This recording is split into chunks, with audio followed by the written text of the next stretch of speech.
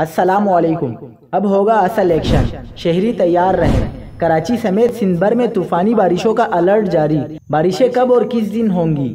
کیا عید الاضحیٰ کے موقع پر کراچی کے ساحل پر نہانے پر پابندی لگا دی گئی؟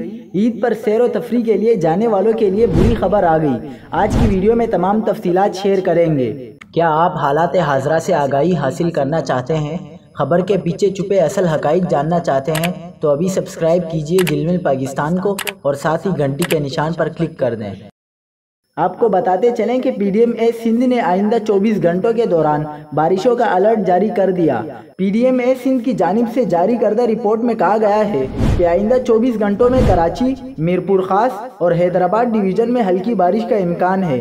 پی ڈی ایم اے کے مطابق ہوا کے کم دباؤ کی وجہ سے 23 جولائی سے بارشوں کا سلسلہ سندھ میں داخل ہوگا۔ 23 جولائی سے 25 جولائی تک گرج چمک کے ساتھ تھرپارکر، عمرکوٹ، سانگھڑ اور میرپور خاص میں طوفانی بارش کا امکان ہے۔ الرٹ میں مزید کہا گیا ہے کہ 24 سے 26 جولائی تک کراچی، حیدرآباد، بدین، ٹھٹھہ، سکھر، لاڑکانہ، گھوٹکی، کشمور، خیرپور، دادو اور جامشوروں میں بارش کا امکان ہے۔ دوسری جانب کراچی میں ساحلی سمندر پر نہانے پر پابندی لگا دی گئی۔ دفعہ 144 نافذ۔ کمشنر کراچی نوید شیخ نے 2 ماہ کے لیے پابندی عائد کرتے ہوئے نوٹیفیکیشن جاری کر دیا۔ کمشنر کراچی نے کہا کہ شہری ساحل سمندر پر جانے سے گریز کرے اور پابندی پر عمل کرے۔ نوٹیفیکیشن کے مطابق مونسون بارشوں کے دوران سمندر میں طغیانی کے پیش نظر 15 ستمبر سے ساحل سمندر پر نہانے پر پابندی عائد کی گئی ہے۔